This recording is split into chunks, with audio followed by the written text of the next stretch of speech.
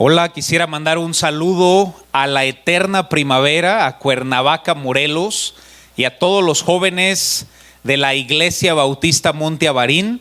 Se me dio esta invitación, la cual, lo tomo como un privilegio poder dar este mensaje a ustedes. Dios les bendiga, jóvenes, y qué lástima que no se pudo llevar a cabo la conferencia de jóvenes. Pero primero Dios, para el siguiente año va a ser una bendición. Oramos por ustedes, apreciamos en gran manera a su pastor, nuestra iglesia lo aprecia en gran manera, y también les mandamos un saludo.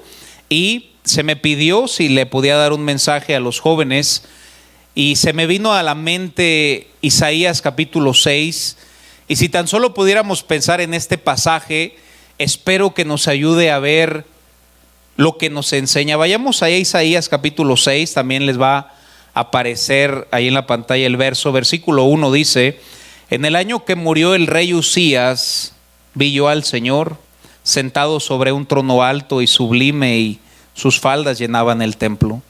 Isaías primeramente nos habla de una escena un tanto triste, ya que el rey Uzías, quien era un buen rey, había fallecido.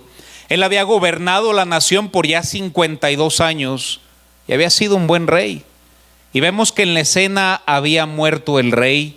Y en ese momento triste, Isaías alza un poco más su mirada y dice: y vi yo al Señor. ¿Cuánta falta nos hace, queridos jóvenes, ver a Dios? Y no solamente ver a Dios, sino saber quién es Dios. Y nos empieza a describir quién es el Señor, y como punto número 1 del mensaje es: ¿sabes quién es Dios? Lo decía en un mensaje hace poco. ¿Sabes quién es Donald Trump? Sabemos quién es él, pero ¿lo conoces? Y sabes que la Biblia nos revela quién es Dios, y nos dice que Él está en un trono alto, sublime, y sus faldas llenaban el templo.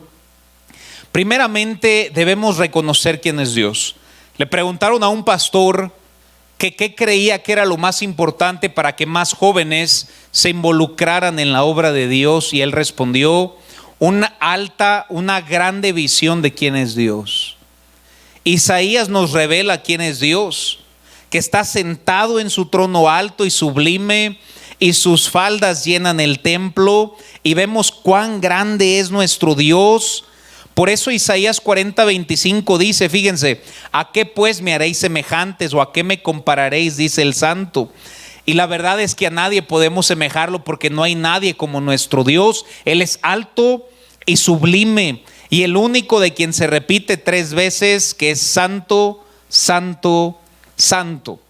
Regresamos a Isaías 6, y versículo 2 nos dice que por encima de él había serafines, y cada uno tenía 6 alas. Y nos empieza a hablar de estos serafines, que con 2 de esas alas se tapaban los ojos, porque no podían atreverse a ver la gloria de Dios. Con las otras 2 se tapaban los pies. Así cuando Moisés en Éxodo 3 se quitó el calzado porque reconocía que esa tierra era santa, los ángeles se tapan sus pies porque dicen: esto es tan santo, y con las otras 2 volaban.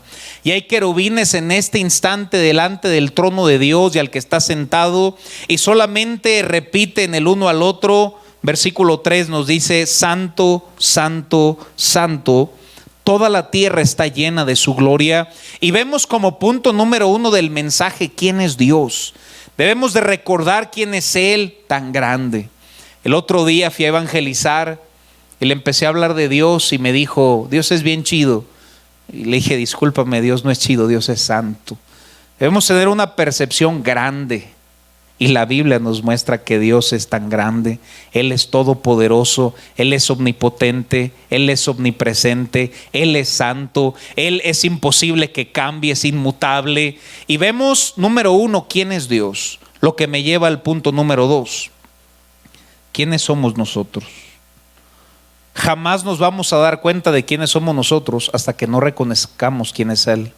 Mira, Isaías, siendo un profeta, dice la Biblia en el verso 5, después de reconocer quién era Dios: entonces dije: ay de mí, que soy muerto, porque siendo hombre inmundo de labios, y habitando en medio de pueblos que tienen labios inmundos, han visto mis ojos al Rey.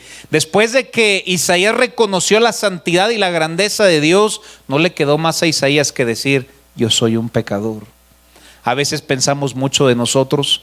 En la otra ocasión un hermano de la iglesia vino y me dijo: pero es que pastor, ¿por qué Dios no me ha dado tal cosa? ¿Y por qué Dios no me ha bendecido en tal área? Y creemos que Dios está hecho para nosotros, pero no, joven. Nosotros fuimos creados para su gloria. Punto número 1, date cuenta quién es Dios. Alto, sublime, todopoderoso. Número 2, date cuenta de quiénes somos nosotros. No somos más que viles pecadores. Punto número 3. Date cuenta de lo que ese Dios santo hizo por pecadores como nosotros. Dice la Biblia en el versículo siguiente, versículo 6: y voló hacia mí uno de los serafines, teniendo en su mano un carbón encendido. ¿Por qué un carbón encendido? Porque fue sacado del altar.